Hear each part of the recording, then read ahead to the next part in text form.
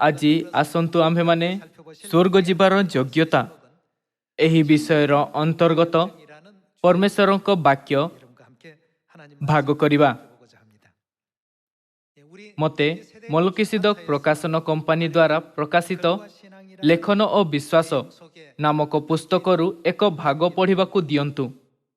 ଜଣେ ସ୍ତ୍ରୀ ବିବାହ କଲା ଓ ତାର ସନ୍ତାନ ଉତ୍ପନ୍ନ ହେଲେ।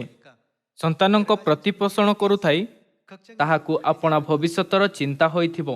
ମୁଁ ଏବେଠାରୁ ଏହି ସମସ୍ତ ସନ୍ତାନଙ୍କୁ ଭଲ ଭାବରେ ପ୍ରତିପୋଷଣ କେମିତି କରିପାରିବି? ଏହି କଷ୍ଟକର ସମୟକୁ ମୁଁ କେମିତି ସହ୍ୟ କରିପାରିବି? ମୁଁ ଆପଣା ବୃଦ୍ଧାବସ୍ଥାରେ ମୁଁ କେଉଁ ପ୍ରକାର ଜୀବନ ଅତିବାହିତ କରିବି? ସେମାନଙ୍କ ବିଷୟରେ ଚିନ୍ତା କରୁଥାଏ ସେ ଏହା ଚିନ୍ତା କରିବାକୁ ଲାଗିଲା। ଯଦି ମୁଁ ବହୁ ସଂଖ୍ୟାରେ ପ୍ରମାଣପତ୍ର ପ୍ରାପ୍ତ କରେ ତେବେ ମୁଁ ଆପଣା ବୃଦ୍ଧାବସ୍ଥାରେ ମଧ୍ୟ ବିନା ସମସ୍ୟାରେ ଜୀବନ ଅତିବାହିତ କରିପାରିବି। ଏହି ବିଚାରରେ ସେ ପ୍ରମାଣପତ୍ର ପାଇବା ନିମନ୍ତେ ସ୍ୱୟଂକୁ ସମର୍ପିତ କଲା। ଆମମାନଙ୍କ ଚର୍ଚ୍ଚରେ ଆସିବା ପୂର୍ବେ ସେ ଏହି ପ୍ରକାର ଜୀବନ ଅତିବାହିତ କରୁଥିଲା।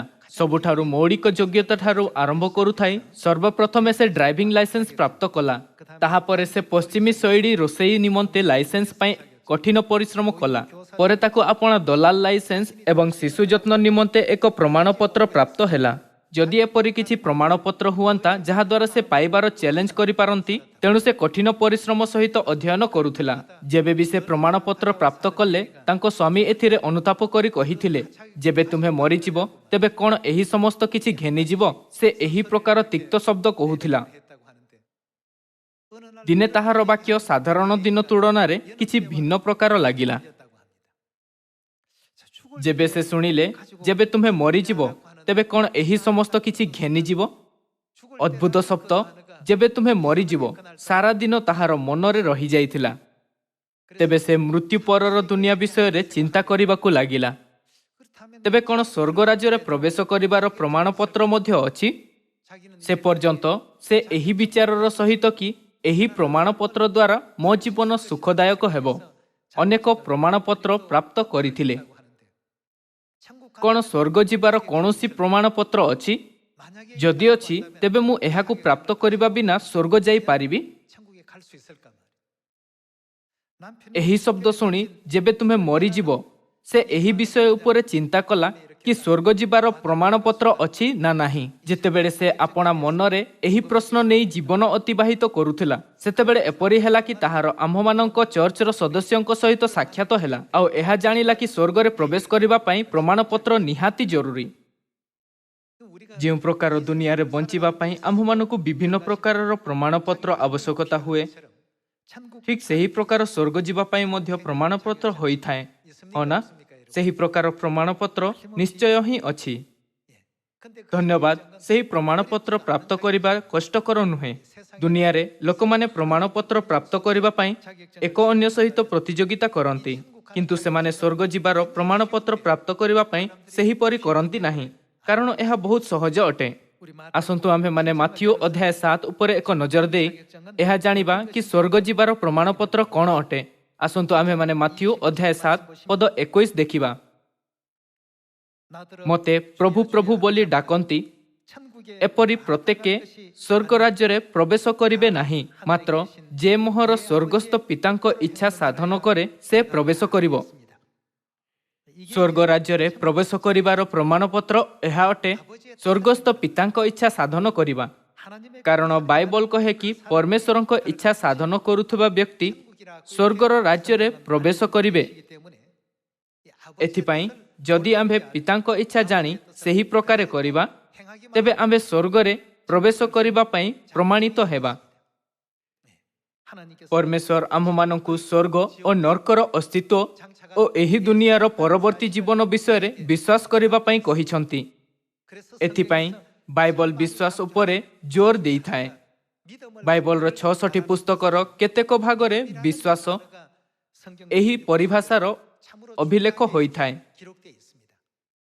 ଆମ୍ଭମାନଙ୍କୁ ବିଶ୍ୱାସ କରିବା ଉଚିତ। ଆମ୍ଭେମାନେ ଦୃଶ୍ୟ ଦୁନିଆର ଅସ୍ତିତ୍ୱ ଉପରେ ବିଶ୍ୱାସ କରିଥାଉ, କିନ୍ତୁ ଯେବେ ଆମ୍ଭେ ଅଦୃଶ୍ୟ ଦୁନିଆ ଅର୍ଥାତ୍ ସ୍ୱର୍ଗ ରାଜ୍ୟର ଅସ୍ତିତ୍ୱ ଉପରେ ମଧ୍ୟ ବିଶ୍ୱାସ କରିବା ତେବେ ସ୍ୱର୍ଗ ଯିବାର ପ୍ରମାଣପତ୍ର ନିଶ୍ଚୟ ହିଁ ପ୍ରାପ୍ତ କରିବା। ପରମେଶ୍ୱର ଆମ୍ଭମାନଙ୍କୁ ଏହି ତଥ୍ୟକୁ ନେଇ ଜାଗୃତ କରନ୍ତି। ଆସନ୍ତୁ ଆମେମାନେ ଏବ୍ରୀ ଅଧ୍ୟାୟ 11 ପଦ 1 ଉପରେ ଏକ ନଜର ଦେବା। ବିଶ୍ୱାସ ପ୍ରତ୍ୟାଶିତ ବିଷୟର ମୂଳଭୂମି ଓ ଅଦୃଶ୍ୟ ବିଷୟର ନିଶ୍ଚିତ ଜ୍ଞାନ। ତଦ୍ୱାରା ପ୍ରାଚୀନମାନେ ତ ସୁଖ୍ୟାତି ଲାଭ କଲେ। ପରମେଶ୍ୱର ଲୋକମାନଙ୍କୁ ସ୍ୱର୍ଗ ଯିବାର ପଥ ଜଣାଇ ସେମାନଙ୍କୁ ସେହି ପଥରେ ଚାଲିବାର ସୂଚନା ଦିଅନ୍ତି। ତଥାପି ସେମାନେ ତାଙ୍କ ଇଚ୍ଛାରେ ଚାଲନ୍ତି ନାହିଁ, କାରଣ ସେମାନେ ନାହିଁ ପରମେଶ୍ୱରଙ୍କ ଅସ୍ତିତ୍ୱ ଉପରେ ଆଉ ନାହିଁ ମୃତ୍ୟୁ ପରର ସ୍ୱର୍ଗ ଓ ନରକର ଅସ୍ତିତ୍ୱ ଉପରେ ବିଶ୍ୱାସ କରନ୍ତି। ଏବ୍ରୀ ଅଧ୍ୟାୟ 11 ପଦ 1 କହିଥାଏ, ବିଶ୍ୱାସ ଆଶା କରିଥିବା ବସ୍ତୁଗୁଡ଼ିକର ନିଶ୍ଚୟ ଓ ଦେଖିନଥିବା ବସ୍ତୁଗୁଡ଼ିକର ପ୍ରମାଣ ଅଟେ। NASB ବାଇବଲ ଅନୁସାରେ ଏପରି ଲେଖା ଅଛି, ବିଶ୍ୱାସର ଅର୍ଥ ଅଟେ ଯାହାର ଆମ୍ଭେମାନେ ଆଶା କରିଥାଉ ତାହା ନିମନ୍ତେ ନିଶ୍ଚିତ ହେବା, ଆଉ ବିଶ୍ୱାସର ଅର୍ଥ ଅଟେ କିନ୍ତୁ ଯଦିଓ ଆମ୍ଭେ କୌଣସି ବସ୍ତୁକୁ ଦେଖିନାହୁଁ କିନ୍ତୁ ଅସ୍ତିତ୍ୱର ବିଷୟରେ ନିଶ୍ଚିତ ହେବା କି ତାହା ଅଟେ। ବାଇବଲରେ ଅଭିଲିଖିତ ପ୍ରତ୍ୟେକ ବିଷୟ ଅଦୃଶ୍ୟ ହେବା ସତ୍ତ୍ୱେ ସତ୍ୟ ଅଟେ। ଏହାକୁ ଜାଣିବା ହିଁ ବିଶ୍ୱାସ ଅଟେ। ଏଥିପାଇଁ ବିଶ୍ୱାସ ନ କରିବା ବ୍ୟକ୍ତି କେବେ ମଧ୍ୟ କରିପାରିବ ନାହିଁ, ଯାହାଦ୍ୱାରା ପରମେଶ୍ୱର ପ୍ରସନ୍ନ ହୁଅନ୍ତି। ଆସନ୍ତୁ ଆମେମାନେ ପଦ 6ର ସହିତ ଆଗକୁ ଯିବା। ଆଉ ବିଶ୍ୱାସ ବିନା ତାହାଙ୍କ ସନ୍ତୋଷ ପାତ୍ର ହେବା ଅସମ୍ଭବ, କାରଣ ଈଶ୍ୱର ଯେ ଅଛନ୍ତି ଆଉ ସେ ଯେ ତାହାଙ୍କ ଅନ୍ୱେଷଣକାରୀମାନଙ୍କର ପୁରସ୍କାର ଦାତା, ଏହା ତାହାଙ୍କ ଛାମୁକୁ ଆସିବା ଲୋକର ବିଶ୍ୱାସ କରିବା ଆବଶ୍ୟକ। ପରମେଶ୍ୱରଙ୍କ ବାକ୍ୟକୁ ଅଦୃଶ୍ୟ ହେବା ସତ୍ତ୍ୱେ ମଧ୍ୟ ସତ୍ୟ ମାନିବା ବ୍ୟକ୍ତି ବିଶ୍ୱାସର ଲୋକ ଅଟନ୍ତି। ସେମାନେ ମାନନ୍ତି କି ପରମେଶ୍ୱରଙ୍କ ବାକ୍ୟର ନିଶ୍ଚୟ ହିଁ ଅସ୍ତିତ୍ୱ ଅଛି ଆଉ ତାହା ନିଃସନ୍ଦେହ ପୂର୍ଣ୍ଣ ହେବ। ସେମିତି ଲୋକମାନଙ୍କ ମଧ୍ୟରୁ ଜଣେ ନୋହ ଅଟନ୍ତି ଯେ ପଦ 7ରେ ଦେଖାଯାଏ, ପୁଣି ଅବ୍ରାହମ ଅଟନ୍ତି ଯେ ପଦ 8ରେ ଦେଖାଯାଏ, ଆଉ ସାରା, ମୋସା, ଇସାହକ, ଯାକୁବ, ଯୋସେଫ ଅଟନ୍ତି। ବିଶ୍ୱାସର ଅଧ୍ୟାୟ କୁହାଯାଉଥିବା ଏବ୍ରୀ ଅଧ୍ୟାୟ 11ରେ ଦେଖାଯାଉଥିବା ସମସ୍ତ ଲୋକ ପରମେଶ୍ୱରଙ୍କ ଅଣଦେଖା ବାକ୍ୟକୁ ସର୍ବଦା ନିଶ୍ଚିତତା ସହିତ ଜାଣି ଅନୁଭବ କଲେ। ଏଥିପାଇଁ ସେମାନେ ବିଶ୍ୱାସର ପିତା କୁହାଯାଆନ୍ତି। ଆସନ୍ତୁ ଆମେମାନେ ପଦ 7ର ସହିତ ଜାରି ରହିବା। ବିଶ୍ୱାସ ଦ୍ୱାରା ନୋହ ସେ ସମୟ ପର୍ଯ୍ୟନ୍ତ ଅପ୍ରକାଶିତ ବିଷୟ ସମ୍ବନ୍ଧରେ ପ୍ରତ୍ୟାଦେଶ ପାଇ ଭକ୍ତି ସହକାରେ ଆପଣା ପରିବାରର ରକ୍ଷା ନିମନ୍ତେ ଗୋଟିଏ ଜାହାଜ ନିର୍ମାଣ କଲେ। ପୁଣି ସେହି ବିଶ୍ୱାସ ଦ୍ୱାରା ସେ ଜଗତକୁ ଦୋଷୀ କରି ବିଶ୍ୱାସ ଅନୁଯାୟୀ ଧାର୍ମିକତାର ଅଧିକାରୀ ହେଲେ। ନୋହ ଏପରି ନାମ ଅଟେ ଯାହା ଆପଣ ସମସ୍ତେ ଭଲ ଭାବରେ ଜାଣନ୍ତି। ପରମେଶ୍ୱରଙ୍କ ଦୁନିଆକୁ ଜଳପ୍ରଳୟରୁ ନ୍ୟାୟ କରିବା ପୂର୍ବରୁ ସେ ଜାହାଜ ନିର୍ମାଣ କରି ଆପଣା ସମସ୍ତ ପରିବାର ଓ ପଶୁମାନଙ୍କୁ ରକ୍ଷା କରିବାର ମହାନ ଭୂମିକା ପ୍ରଦର୍ଶନ କରିଥିଲେ। ସେ ବିଶ୍ୱାସର ପୁରୁଷ ଥିଲେ। ସେହି ଦିନରେ ପରମେଶ୍ୱର ନୋହଙ୍କୁ ଜାହାଜ ନିର୍ମାଣ କରିବାର ଆଜ୍ଞା ଦେଇଥିଲେ। ଏବେ ଆମ୍ଭେମାନେ ସହଜରେ ଏହି ବିଷୟ ଶୁଣିଥାଉ କି ସେ ପରମେଶ୍ୱରଙ୍କ ଆଜ୍ଞା ଅନୁସାରେ ଜାହାଜ ନିର୍ମାଣ କଲେ। ଏହା ବହୁତ ସରଳ ଲାଗେ, କିନ୍ତୁ ବାସ୍ତବରେ ଜାହାଜ ନିର୍ମାଣ କରିବାରେ ବହୁତ ଲମ୍ବା ସମୟ ଲାଗିଥିଲା।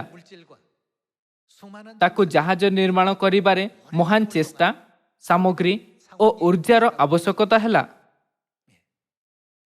କିଛି ବିଦ୍ୱାନଙ୍କ ମାନିବା ଅଟେ କି ସେହି ଜାହାଜକୁ ନିର୍ମାଣ କରିବାରେ 40 ବର୍ଷ ଲାଗିଥିବ। ଆଉ କାହାକୁ ମାନିବା ଅଟେ କି ଏହାକୁ ନିର୍ମାଣ କରିବାରେ 120 ବର୍ଷ ଲାଗିଲା। ତାହାଙ୍କ କଠିନ ପରିଶ୍ରମରେ କାମ କରିବା ସତ୍ତ୍ୱେ ମଧ୍ୟ ଏହାକୁ ସମ୍ପୂର୍ଣ୍ଣ କରିବାକୁ ବହୁତ ଲମ୍ବା ସମୟ ଲାଗିଥିଲା। ଜାହାଜ ନିର୍ମାଣ କରିବାରେ କେତେ ସମୟ ଓ ବହୁ ପରିଶ୍ରମର ବିନିଯୋଗ କଲା, ଆମ୍ଭମାନଙ୍କୁ ଏହାକୁ ବୁଝିବାକୁ ଚେଷ୍ଟା କରିବା ଉଚିତ। ଏହା ଅତିରିକ୍ତ ତାକୁ ଘୋଡ଼ା, ଗୋରୁ ଓ ସିଂହକୁ ଜାହାଜରେ ପ୍ରବେଶ କରାଇବାକୁ ପଡ଼ିଲା। ତାହା ଅତ୍ୟନ୍ତ କଷ୍ଟକର କାର୍ଯ୍ୟ ହେବ। ନୋହ ଏପରି କଠିନ କାର୍ଯ୍ୟ କେମିତି କରିପାରିଲା? ତାହା ପାଖରେ ଏପରି କାର୍ଯ୍ୟର ଅନୁଭବ ନ ହେବା ସତ୍ତ୍ୱେ ମଧ୍ୟ ସେ ପରମେଶ୍ୱରଙ୍କ ଆଜ୍ଞା ପାଳନ କଲା, କାରଣ ତାକୁ ଏହା ବିଶ୍ୱାସ ଥିଲା କି ସମସ୍ତ ବିଷୟ ଯେଉଁ ପ୍ରକାର ପରମେଶ୍ୱର କହିଥିଲେ ସେହି ପ୍ରକାରେ ପୂର୍ଣ୍ଣ ହେବ। ଯଦି ନୋହ ପରମେଶ୍ୱରଙ୍କ ବାକ୍ୟ ଉପରେ ବିଶ୍ୱାସ କରିନଥାନ୍ତା ତେବେ କ'ଣ ସେ ଆପଣା ସମ୍ପୂର୍ଣ୍ଣ ଜୀବନ ସେହି ପ୍ରକାର ଅତିବାହିତ କରନ୍ତା? କାରଣ ସେ ବିଶ୍ୱାସ କରିଥିଲା, ଏଥିପାଇଁ ସେ ଏହି କାର୍ଯ୍ୟ କରିପାରିଲା। ଆଜି ସ୍ୱର୍ଗ ଯିବାର ଯୋଗ୍ୟତା ଏହି ବିଷୟର ଅନ୍ତର୍ଗତ ପରମେଶ୍ୱରଙ୍କ ବାକ୍ୟ ଭାଗ କରୁଥାଏ ଆମ୍ଭମାନଙ୍କୁ ମଧ୍ୟ ନୋହଙ୍କ ପରି ପରମେଶ୍ୱରଙ୍କ ସମସ୍ତ ବାକ୍ୟ ଉପରେ ବିଶ୍ୱାସ କରିବା ଉଚିତ। ଏବ୍ରୀ ଅଧ୍ୟାୟ 11 ପଦ 6 ଜୋର ଦିଏ କି ବିଶ୍ୱାସ ବିନା ପରମେଶ୍ୱରଙ୍କୁ ପ୍ରସନ୍ନ କରିବା ଅସମ୍ଭବ ଅଟେ। ଯେବେ ଆମ୍ଭଠାରେ ବିଶ୍ୱାସ ହୁଏ ତେବେ ଆମ୍ଭେ ସମସ୍ତ କିଛି କରିପାରିବା। ଅନ୍ୟ ଶବ୍ଦରେ ଆମ୍ଭେମାନେ ସ୍ୱର୍ଗ ଯିବାର ପ୍ରମାଣପତ୍ର ପାଇପାରିବା। ଆମ୍ଭେ ପରିଶ୍ରମ ପୂର୍ବକ ବିଶ୍ରାମ ଦିନ ପାଳନ କରିଥାଉ, ପରମେଶ୍ୱରଙ୍କ ଆଜ୍ଞାଗୁଡ଼ିକ ବିଶ୍ୱାସ ପୂର୍ବକ ପାଳନ କରିଥାଉ ଆଉ ସମୟର ଉପଯୋଗ ଆତ୍ମାକୁ ବଞ୍ଚାଇବା ନିମନ୍ତେ କରିଥାଉ। ଏହି ସମୟରେ ଦୁନିଆରେ ଲୋକମାନେ ଏପରି ବସ୍ତୁଗୁଡ଼ିକୁ ପ୍ରାପ୍ତ କରିବାର ଚେଷ୍ଟା କରୁଛନ୍ତି ଯାହା ବହୁତ ଶୀଘ୍ର ଲୁପ୍ତ ହୋଇଯିବ। ଏହା ଏଥିପାଇଁ କାରଣ ସେମାନେ ସ୍ୱର୍ଗ ରାଜ୍ୟର ଅସ୍ତିତ୍ୱ ଉପରେ ବିଶ୍ୱାସ କରନ୍ତି ନାହିଁ। ସିୟନର ସଦସ୍ୟ ଏହା ଉପରେ ବିଶ୍ୱାସ କରନ୍ତି ଆଉ ଏଠାକୁ ଆସିଛନ୍ତି, ହଁ ନା? ଏଥିପାଇଁ ନୋହ ଜାହାଜ ନିର୍ମାଣ କରିବାରେ 40ରୁ 120 ବର୍ଷ ପର୍ଯ୍ୟନ୍ତ ଅଧିକ ମାତ୍ରାରେ ସମୟ ଓ ଧନ ବିନିଯୋଗ କଲା। ଜାହାଜ ନିର୍ମାଣ କରିବା ଆଦ୍ୟ ସହଜ ନୁହେଁ। କ'ଣ ଆପଣଙ୍କୁ ଲାଗେ କି ସେହି ଦିନ ନୋହଙ୍କ ଯେପରି ବିଶାଳ ଜାହାଜ ଥିଲା ସେହି ପ୍ରକାର ଜାହାଜ ନଥିଲା? ଏହି ସତ୍ତ୍ୱେ ନୋହ ବିଶ୍ୱାସର ସହିତ ପରମେଶ୍ୱରଙ୍କ ଆଜ୍ଞା ଅନୁସାରେ ସେହି କାର୍ଯ୍ୟକୁ ଆଗକୁ କଲା। ଏପରି ଦିନରେ ଯେତେବେଳେ ଲୋକମାନେ ବର୍ଷାର କଳ୍ପନା ମଧ୍ୟ କରିପାରୁନଥିଲେ ସେ ଜାହାଜ ନିର୍ମାଣ କଲା। ନିଶ୍ଚିତତା ବିନା ନୋହ ସେହି କାର୍ଯ୍ୟ କରିପାରିନଥାନ୍ତା କାରଣ ସେଥିରେ ବିଶ୍ୱାସ ଥିଲା। ଏଥିପାଇଁ ସେ ସେହି ସମସ୍ତ କାର୍ଯ୍ୟ କରିପାରିଲା। ବାଇବଲ ଏପରି ରେକର୍ଡ କରିଥାଏ। ଆଜି ଆମ୍ଭମାନଙ୍କୁ ଦୃଢ଼ତାରେ ବିଶ୍ୱାସ କରିବା ଉଚିତ କି ବାଇବଲ ପରମେଶ୍ୱରଙ୍କ ବାକ୍ୟ ଅଟେ ଆଉ ଆମ୍ଭମାନଙ୍କୁ ଏହା ମଧ୍ୟ ବିଶ୍ୱାସ କରିବା ଉଚିତ କି ଯାହା କିଛି ହେବା ଦରକାର ତାହା ପରମେଶ୍ୱରଙ୍କ ନିର୍ଦ୍ଧାରିତ ସମୟରେ ଅବଶ୍ୟ ହିଁ ଘଟିତ ହେବ। ଏଥିପାଇଁ ଆମ୍ଭମାନଙ୍କୁ ବାଇବଲରେ ଅଭିଲିଖିତ ସମସ୍ତ ଶିକ୍ଷାର ପାଳନ କରିବା ଉଚିତ। ବାଇବଲ ଆମ୍ଭମାନଙ୍କୁ ଶିକ୍ଷା କରେ କି ଆମ୍ଭ ସ୍ୱୟଂକୁ ଆଉ ଦୁନିଆକୁ ରକ୍ଷା କରିବାର ଚେଷ୍ଟା କରିବା ଉଚିତ। କ'ଣ ଆମ୍ଭମାନଙ୍କୁ ଏହି ବିଷୟ ଉପରେ ବିଶ୍ୱାସ କରିବା ଉଚିତ ନୁହେଁ? ଆମ୍ଭମାନଙ୍କୁ ବାଇବଲର ଅନୁସାରେ ଶରୀରରେ ଆସିଥିବା ପିତା ପରମେଶ୍ୱର ଓ ମାତା ପରମେଶ୍ୱର ଉପରେ ବିଶ୍ୱାସ ରଖିବା ଉଚିତ। ମାନବ ଜାତିର ଉଦ୍ଧାର ନିମନ୍ତେ ଶେଷ ଦିନରେ ଲୋକମାନଙ୍କୁ କେଉଁଠି ଯିବା ଉଚିତ?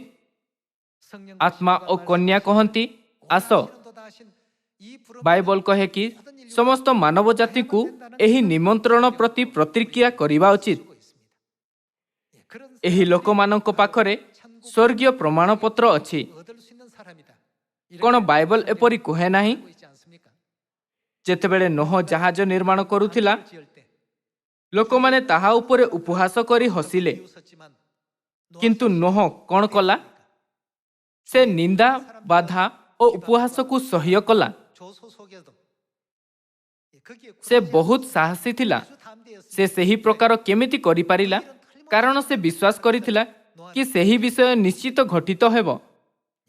ଏଥିପାଇଁ ଏବ୍ରୀ ଅଧ୍ୟାୟ 10 ମଧ୍ୟ କହେ କି ଯେଉଁଥିରେ ବିଶ୍ୱାସ ଅଛି ସେଥିରେ ଆପଣା ସାହସ ଛାଡ଼ିବା ଉଚିତ ନୁହେଁ। ଏହାର ଅର୍ଥ କି ଆମ୍ଭମାନଙ୍କୁ ସର୍ବଦା ଦୃଢ଼ ବିଶ୍ୱାସରେ ଆତ୍ମବିଶ୍ୱାସର ସହିତ କାର୍ଯ୍ୟ କରିବା ଉଚିତ, କାରଣ ଏହା ଯେପରି କୁହାଯାଇଅଛି ସେପରି ପୂର୍ଣ୍ଣ ହେବ। ଆସନ୍ତୁ ଆମେମାନେ ଏବ୍ରୀ ଅଧ୍ୟାୟ 10 ପଦ 35 ଦେଖିବା। ଅତଏବ ତୁମମାନଙ୍କ ସାହସ ପରିତ୍ୟାଗ କର ନାହିଁ, ସେଥିରେ ମହାପୁରସ୍କାର ଅଛି। ଯେଣୁ ତୁମେମାନେ ଯେପରି ଈଶ୍ୱରଙ୍କ ଇଚ୍ଛା ସାଧନ କରି ପ୍ରତିଜ୍ଞାର ଫଳ ପ୍ରାପ୍ତ ହୋଇପାର, ଏଥି ନିମନ୍ତେ ତୁମମାନଙ୍କର ଧୈର୍ଯ୍ୟଶୀଳ ହେବା ପ୍ରୟୋଜନ। କାରଣ ଆଉ ଅତ୍ୟଳ୍ପ ସମୟ ମାତ୍ର ଯାହାଙ୍କ ଆଗମନ କରିବାର ଅଛି ସେ ଆଗମନ କରିବେ ଓ ବିଳମ୍ବ କରିବେ ନାହିଁ। ଆମ୍ଭର ଧାର୍ମିକ ବ୍ୟକ୍ତି କାହା ଦ୍ୱାରା? ବିଶ୍ୱାସ ଦ୍ୱାରା ବଞ୍ଚିବ। କିନ୍ତୁ ଯଦି କେହି ପଶ୍ଚାତପଦ ହୁଏ ତାହା ହେଲେ ଆମ୍ଭର ଆତ୍ମା ତାହାଠାରେ ସନ୍ତୁଷ୍ଟ ନୁହେଁ। ଆମ୍ଭମାନଙ୍କୁ ବିଶ୍ୱାସ ରଖିବା ଉଚିତ, ଯେପରି ଏବ୍ରୀ ଅଧ୍ୟାୟ 11 ଲେଖା ଅଛି। ବିଶ୍ୱାସ ଅଣଦେଖା ବିଷୟକୁ ମାନିବା ଅଟେ ଆଉ ବିଶ୍ୱାସ କରିବା ଅଛି कि ताहा सत्य होइजिब किंतु जदि केही पश्चातपद हुए ताहा हेले आंभर आत्मा ताहाठारे संतुष्ट नुहे मात्र जो माने विनाश निमंते पश्चातपद हुअंती आमे माने सेमानक दलर लोक नहु किंतु जो माने आत्मार परित्राण निमंते विश्वास करंती आमे माने सेमानक दलर लोक अटु। एहार अर्थ कि उद्धार पाइबा और स्वर्ग रे प्रवेश करिबा पई प्रमाणिन हेबा निमंते आम मानक ठारे विश्वास हेबा दरकार हाँ ना। एथिपाई जो मानक ठारे विश्वास अछि ताहा पई एही कि से विश्वास को परित्याग न करू कारण यह अवश्य सत्य हेबो। बाइबल आम मानकु शिक्षा करिथाय कि आम्हे माने आपणा साहसिकता छाड़िबा नाही। आसंतु आम्हे माने पद 22 सहित आगु पढ़िबा। बाइबल कहूअछि आस आम्हे माने हृदय प्रक्षालन द्वारा कुलसित विवेकरु शुचीकृत और निर्मल जल रे धौत शरीर होई सरल हृदय सह पूर्ण विश्वास रे काहा निकटवर्ती हेउ ईश्वरंक निकटवर्ती हेउ। आज आम्हे माने बाइबल रु एहा शिक्षा करूअछु कि आम्हे माने स्वर्ग रे प्रवेश करिवार प्रमाण पत्र केमिति प्राप्त करिबा। बाइबल कही थाए सबु किछि परमेश्वरंक आज्ञा अनुसार कर एहा ही निष्कर्ष अटे। बाइबल रो वाक्य मध्यरु नाही किछि जोग करिवो और नाही किछि ह्रास करिवो। समस्त विषय जो प्रकार लेखा होईछि सेही प्रकार पूर्ण हेबो। एथिपाई विश्वासी और साहसी हुओ। बाइबल आम मानकु सेही प्रकार शिक्षा करे। नोहंक दिन रे निंदा थिला। प्रथम चर्च रो दिन रे मध्य बहुत लोक माने एहा कहूथाई यीशुको उपरे विश्वासर उपहास और निंदा कले। कोन तुमे नासरितर सामान्य बढ़ाई यीशु उपरे विश्वास करो किंतु प्रथम चर्च रो सदस्य माने क्यों प्रकार प्रतिक्रिया कले से माने अपना विश्वास छाड़िले नाही। से माने संपूर्ण भावरे विश्वास कले कि यीशु सृष्टिकर्ता परमेश्वर अटंती जे आकाश पृथ्वी और समस्त वस्तु को सृष्टि कले। आज पवित्र आत्मांको जुगर विषय रे कोन कहिबा। सदाप्रभु परमेश्वर यीशु ख्रीष्ट और नूतन नाम ख्रीष्ट आंग संघ एक परमेश्वर अटंती। से भिन्न भिन्न जुगरे भिन्न भिन्न नाम रे आसिले किंतु से गोटिए परमेश्वर अटंती। एही जुगरे मध्य परमेश्वर स्वर्गीय प्रमाण पत्र प्रस्तुत करिसंती जहा द्वारा जो माने नूतन नाम सहित आसीथबा ख्रीष्ट आंगसांघଙ୍କ उपरे विश्वास रखंती से माने आत्मा और कन्याଙ୍କ उपरे विश्वास रे अनंत स्वर्गर राज्य रे प्रवेश करि परिबे। एबेठारु आसंतु आमे माने एही विषय रो अध्ययन करिबा कि स्वर्गीय प्रमाण पत्र केमिति प्राप्त करिबा। फिलिपियो अध्याय 3 पद 20 किंतु आम्भमानंको स्वदेश स्वर्ग अटे। कोन स्वर्गर नागरिकता रखिबार अर्थ एहा नुहे कि आपणक पाखरे स्वर्ग जिबार प्रमाण पत्र अछि। फिलिपुस रे थिबा भाई और भौणी मानंकु एही पत्र किए पठाइथिले? प्रेरित पाउल। से स्थानर मध्य आमे माने त्राणकर्ता प्रभु जीशु ख्रीष्टଙ୍କ आगमनर अपेक्षारे अछु। से आपणार जेउ कार्य साधक शक्ति द्वारा समस्त विषय को निजर बसीभूत करि पारंती तद्वारा आममानंकर छार शरीर को रूपांतरित करी आपणार गौरवमय शरीरर सदृश करिवे। आपणक पाखरे स्वर्गर नागरिकता हेबार अर्थ अटे कि आपण स्वर्ग जिबार प्रमाण पत्र प्रथमरु प्राप्त करि अछंती। तेबे एठारे आम्भमानंक काहाकु संकेत करे आउ से माने स्वर्ग जिबार प्रमाण पत्र केमिति पाई पारिले? अनेक प्रकारर प्रमाण पत्र निमंते भिन्न भिन्न योग्यतार आवश्यकता होइथाय। बैंकिंग बा मिष्टान प्रमाण पत्र पाइबा निमंते एहा शिक्षा करिबाकु हेबो कि अटा केमिति तयारी करा जाय एवं किछि अन्य कौशल शिक्षा करिबार आवश्यकता हेबो। पश्चिमी शैलीर भोजन प्रस्तुत करिबारे एक प्रमाण पत्र प्राप्त करिबा पई एहा निमंते मध्य आवश्यक योग्यता हेबो। एहा कहूथाय कि आम्भमानक स्वदेश स्वर्ग अटे। प्रेरित पाउल स्वयं को स्वर्ग जीवार प्रमाण पत्र प्रथमरु पाइथिबा व्यक्ति रूपे वर्णना कला। एठारे आम्भमानक रूपे दर्शा जाइथिबा लोकमानक पाखरे केमिति योग्यता अछि एहा निमंते आम्भमानकु पाउलंक विषय रे अध्ययन करिबा उचित। आसंतु आमे माने प्रथम कोरिन्थियो अध्याय 11 पद 23 रो सहित आगुकु जिबा। प्रथम कोरिन्थियो किए लिखिथिले? एहाकु मध्य प्रेरित पाउल लिखिथिले। कारण मु काहाठारु प्रभुंको ठारु प्राप्त जेउ शिक्षा तुममानकु प्रदान करी अछि ताहा एही शत्रु हस्तरे समर्पित हेबा रात्रि रे प्रभु जीशु रुटी घेनी धन्यवाद देई ताहा भांगी कहिले, एहा तुममानक निमंते मोहर शरीर मते स्मरण करिबा निमंते एहा कर। ସେହିପରି ଭଜନ ଉତ୍ତାରେ ସେ ପାନପାତ୍ର ମଧ୍ୟ ଘେନି କହିଲେ, ଏହି ପାନପାତ୍ର ମୋହର ରକ୍ତରେ ସ୍ଥାପିତ ନୂତନ ନିୟମ। ତୁମେମାନେ ଯେତେଥର ଏଥିରୁ ପାନ କର ସେତେଥର ମୋତେ ସ୍ମରଣ କରିବା ନିମନ୍ତେ ଏହା କର। ପାଉଲ କହିଲେ, ଆମ୍ଭେମାନେ ତ ସ୍ୱର୍ଗର ପ୍ରଜା, ତାହା ଯାହା ପାଖରେ ସ୍ୱର୍ଗର ନାଗରିକତା ଅର୍ଥାତ୍ ସ୍ୱର୍ଗ ଯିବାର ପ୍ରମାଣପତ୍ର ଥିଲା, ନୂତନ ନିୟମର ସତ୍ୟରେ ଥିଲା। ଆଜି ଦୁନିଆରେ ଅସଂଖ୍ୟ ଚର୍ଚ୍ଚ ଅଛି। ସେଥିମଧ୍ୟରୁ କ'ଣ ସମସ୍ତ ଚର୍ଚ୍ଚ ପାଖରେ ନୂତନ ନିୟମର ସତ୍ୟ ଅଛି? ଆମ୍ଭମାନଙ୍କୁ ଏହାର ଉତ୍ତର ଜାଣିବାର ଅଛି। ଆସନ୍ତୁ ଆମ୍ଭେମାନେ 2 କୋରିନ୍ଥୀୟ ଅଧ୍ୟାୟ 3 ଦେଖିବା। ଅଧ୍ୟାୟ 3 ପଦ 6। ସେ ତ ଆମ୍ଭମାନଙ୍କୁ ଅକ୍ଷରର ସେବକ କରିନାହାନ୍ତି, ମାତ୍ର ଆତ୍ମାଙ୍କ ଅର୍ଥାତ୍ ନୂତନ ନିୟମର ସେବକ ହେବାକୁ ସାମର୍ଥ୍ୟ ଦେଇଅଛନ୍ତି। କାରଣ ଅକ୍ଷର ମୃତ୍ୟୁଦାୟକ, ମାତ୍ର ଆତ୍ମା ଜୀବନଦାୟକ। ଏଠାରେ ସେମାନେ ଆମମାନଙ୍କୁ କାହାର ସେବକ ହେବାର ଯୋଗ୍ୟ ମଧ୍ୟ କଲେ? ବାଇବଲ କହେ କି ପରମେଶ୍ୱର ଚାହାନ୍ତି କି ପୃଥିବୀର ସମସ୍ତ ଲୋକ ନୂତନ ନିୟମର ସେବକ ହୁଅନ୍ତୁ। ପ୍ରେରିତ ପାଉଲ 1 କୋରିନ୍ଥୀୟ ଅଧ୍ୟାୟ 11ରେ ଯୀଶୁଙ୍କ ନୂତନ ନିୟମର ଘୋଷଣା କରିବାର ଦୃଶ୍ୟ ବୁଝାଇ ଏହା ପ୍ରକଟ କଲେ କି ମୁଁ ମଧ୍ୟ ନୂତନ ନିୟମର ସତ୍ୟରେ ଅଛି। ପଦ 6 କହିଥାଏ, ସେ ତ ଆମ୍ଭମାନଙ୍କୁ ଅକ୍ଷରର ସେବକ କରିନାହାନ୍ତି, ମାତ୍ର ଆତ୍ମାଙ୍କ ଅର୍ଥାତ୍ ନୂତନ ନିୟମର ସେବକ ହେବାକୁ ସାମର୍ଥ୍ୟ ଦେଇଅଛନ୍ତି। କାରଣ ଅକ୍ଷର ମୃତ୍ୟୁଦାୟକ, ମାତ୍ର ଆତ୍ମା ଜୀବନଦାୟକ। ସେ ଆଉଥରେ ନୂତନ ନିୟମ ଉପରେ ଜୋର ଦେଲେ। କ'ଣ ନୂତନ ନିୟମ ବାସ୍ତବରେ ସେହି ପ୍ରମାଣ ଅଟେ ଯାହା ଆମମାନଙ୍କୁ ସ୍ୱର୍ଗରେ ପ୍ରବେଶ କରିବାରେ ଯୋଗ୍ୟ କରିଥାଏ? ଆସନ୍ତୁ ଆମ୍ଭେମାନେ ଲୁକ ଅଧ୍ୟାୟ 22 ପଦ 7 ଦେଖିବା। ପରେ ଯେଉଁଦିନ ନିସ୍ତାର ପର୍ବର ମେଷ ଶାବକ ବଳିଦାନ କରିବାକୁ ହୁଏ, ଖମିର ଶୂନ୍ୟ ରୁଟି ପର୍ବର ସେହି ଦିନ ଉପସ୍ଥିତ ହେଲା। ଆଉ ସେ ପିତର ଓ ଯୋହନକୁ ଏହା କହି ପଠାଇଲେ, ଆମ୍ଭେମାନେ ଯେପରି ଭୋଜନ କରିପାରିବୁ, ଏଥିପାଇଁ ତୁମେମାନେ ଯାଇ ଆମ୍ଭମାନଙ୍କ ନିମନ୍ତେ ନିସ୍ତାର ପର୍ବର ଭୋଜ ପ୍ରସ୍ତୁତ କର। ଆସନ୍ତୁ ଆମ୍ଭେ ପଦ 14 ସହିତ ଆଗକୁ ପଢିବା। ପୁଣି ସମୟ ଉପସ୍ଥିତ ହୁଅନ୍ତେ ସେ ଓ ତାହାଙ୍କ ସଙ୍ଗେ ପ୍ରେରିତମାନେ ଭୋଜନ କରିବାକୁ ବସିଲେ। ଆଉ ସେ ସେମାନଙ୍କୁ କହିଲେ, ମୋହର ଦୁଃଖ ଭୋଗ ପୂର୍ବେ ମୁଁ ତୁମମାନଙ୍କ ସହିତ ଏହି ନିସ୍ତାର ଭୋଜ ପାଳନ କରିବାକୁ ଏକାନ୍ତ ବାଞ୍ଛା କଲି। ଆସନ୍ତୁ ଆମେମାନେ ସେହି ଦୃଶ୍ୟ ଦେଖିବା। ଯୀଶୁ ନିସ୍ତାର ପର୍ବ ମାଧ୍ୟମରେ ନୂତନ ନିୟମର ଘୋଷଣା କରିଥିଲେ। ପଦ 19, ପୁଣି ସେ ରୋଟି ଘେନି ଧନ୍ୟବାଦ ଦେଲେ ଓ ତାହା ଭାଙ୍ଗି ସେମାନଙ୍କୁ ଦେଇ କହିଲେ, ତୁମମାନଙ୍କ ନିମନ୍ତେ ଦତ୍ତ ହେଉଥିବା ମୋହର ଶରୀର ଏହି, ମୋତେ ସ୍ମରଣ କରିବା ନିମନ୍ତେ ଏହା କର। ଯୀଶୁ ଆମ୍ଭମାନଙ୍କୁ ସ୍ପଷ୍ଟ ରୂପେ କ'ଣ ଆଜ୍ଞା ଦେଲେ? ସେ କହିଲେ, ଏହା କର। ପଦ 20, ଭୋଜନ ଉତ୍ତାରେ ସେହିପରି ସେ ପାନପାତ୍ର ଘେନି କହିଲେ, ଏହି ପାନପାତ୍ର ତୁମମାନଙ୍କ ନିମନ୍ତେ ପାତିତ ହେଉଥିବା ମୋହର ରକ୍ତରେ ସ୍ଥାପିତ ନୂତନ ନିୟମ। ଯୀଶୁ ନିସ୍ତାର ପର୍ବର ରୁଟିକୁ ଆପଣା ଶରୀର କହିଲେ, ଆଉ ନିସ୍ତାର ପର୍ବର ଦ୍ରାକ୍ଷରସର ପାତ୍ର ହସ୍ତ ଘେନି ଏହା କହିଲେ କି ଏହା ନୂତନ ନିୟମରେ ମୋହର ରକ୍ତ। ଯୀଶୁ କ'ଣ କହିଲେ କି ଏହା କାହା ନିମନ୍ତେ ଅଟେ? ସେ ଜୋର ଦେଲେ, ଏହା ତୁମ୍ଭମାନଙ୍କ ନିମନ୍ତେ ପାତିତ। ଯୀଶୁ ସ୍ୱୀକାର କଲେ କି ନିସ୍ତାର ପର୍ବର ରୁଟି ଓ ଦ୍ରାକ୍ଷରସ ମୋହର ମାଂସ ଓ ରକ୍ତ ଅଟେ। ସେ ଆମ୍ଭମାନଙ୍କୁ ଏହା ବୁଝିବାକୁ ଦେଲେ କି ଯେ ସ୍ୱର୍ଗରେ ପ୍ରବେଶ କରିବାକୁ ଚାହେଁ, ସେ ନୂତନ ନିୟମରେ ରହିବା ଉଚିତ।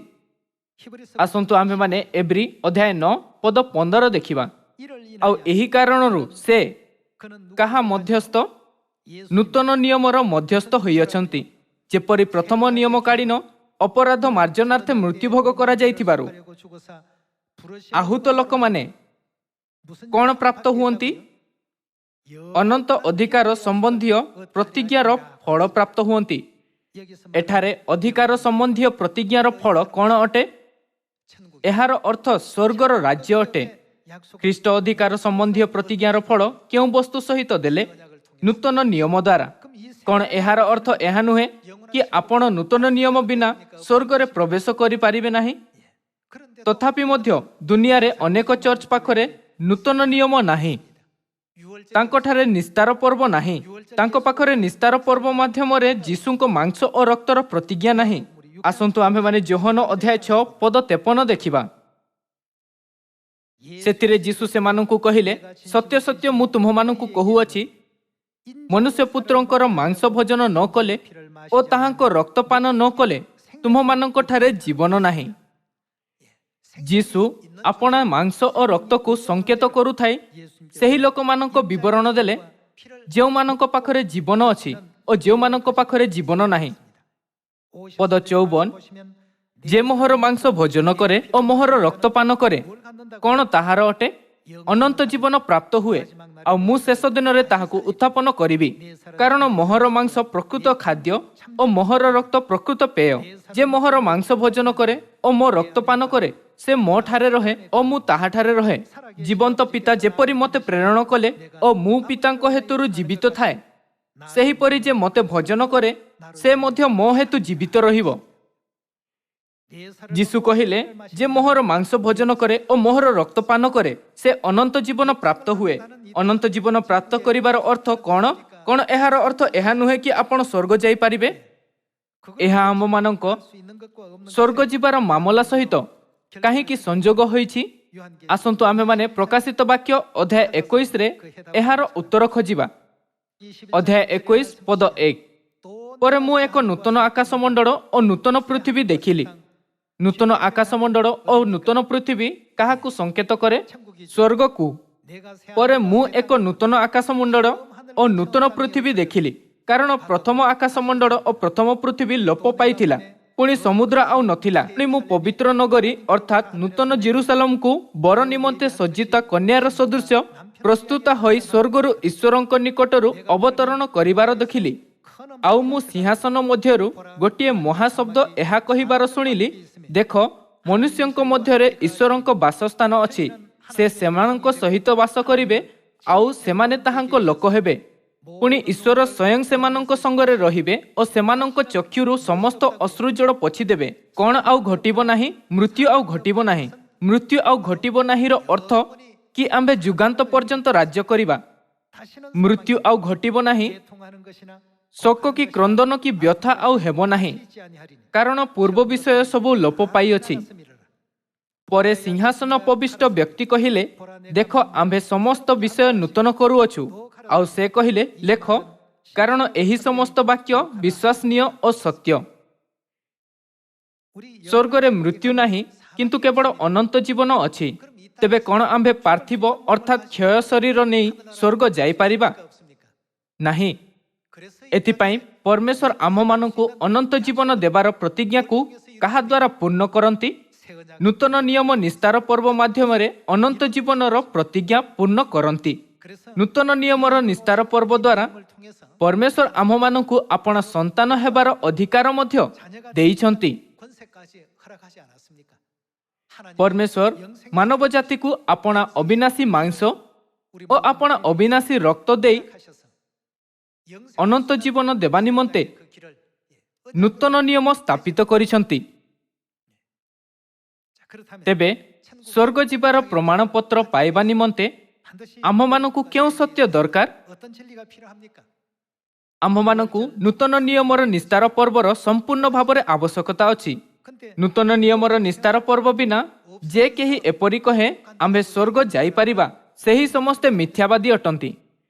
ପ୍ରଥମ ଯୋହନରେ ଲେଖା ଅଛି କି ଯେ କେହି ଏହା କହେ ତାହାଙ୍କୁ ଜାଣେ ଓ ତାହାଙ୍କ ଆଜ୍ଞାକୁ ପାଳନ କରେ ନାହିଁ, ସେ ମିଥ୍ୟାବାଦୀ ଅଟେ।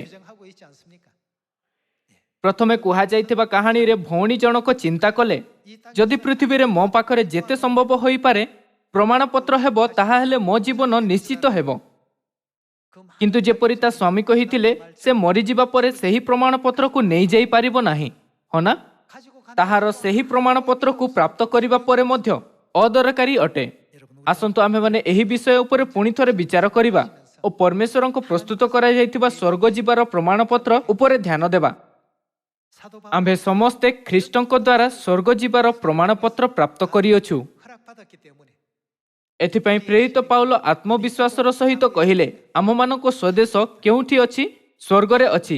ଯଦିଓ ଏବେ ଆମ୍ଭେମାନେ ଏହି ପୃଥିବୀରେ ଜୀବନଯାପନ କରୁଅଛୁ, କିନ୍ତୁ ଆମ୍ଭମାନଙ୍କ ବାସ୍ତବିକ ସ୍ୱଦେଶ ସ୍ୱର୍ଗରେ ଅଛି। ଆମ୍ଭେ ସମସ୍ତଙ୍କ ପାଖରେ ସ୍ୱର୍ଗର ପ୍ରମାଣପତ୍ର ଅଛି। ବାଇବଲ କହେ କି ପରମେଶ୍ୱର ଆମମାନଙ୍କୁ ନୂତନ ନିୟମର ସେବକ ହେବାର ଯୋଗ୍ୟ ମଧ୍ୟ କରିଛନ୍ତି। ଆଉ ଏହା ମଧ୍ୟ କି ନୂତନ ନିୟମ ଆମ୍ଭମାନଙ୍କୁ ପ୍ରତିଜ୍ଞା ଅନୁସାରେ ଅନନ୍ତ ଅଧିକାରକୁ ପ୍ରାପ୍ତ କରିବାରେ ସକ୍ଷମ କରିଥାଏ। ମୁଁ ଏହା ଆଶା କରୁଥାଏ କି ଆଜି ଆପଣ ପରମେଶ୍ୱରଙ୍କ ଠାରୁ ବହୁତ ଆଶୀଷ ଲାଭ କରିବେ। ଆପଣ ସମସ୍ତଙ୍କ ସହିତ ଆପଣ ସ୍ୱର୍ଗର ପ୍ରମାଣପତ୍ରକୁ ସୁରକ୍ଷିତ ରଖିବାକୁ ସଚେତନତା ପୂର୍ବକ କହୁଅଛି। ମୁଁ ଆପଣ ସମସ୍ତଙ୍କ ସହିତ ନୂତନ ନିୟମରେ ଆଣିବା ପାଇଁ ଆତ୍ମା ଓ କନ୍ୟା ଅର୍ଥାତ୍ ପିତା ପରମେଶ୍ୱର ଓ ମାତା ପରମେଶ୍ୱରଙ୍କୁ କୋଟି କୋଟି ଧନ୍ୟବାଦ, ମହିମା ଓ ପ୍ରଶଂସା ଦେବା ପାଇଁ ମଧ୍ୟ କହିବାକୁ ଚାହିଁବି।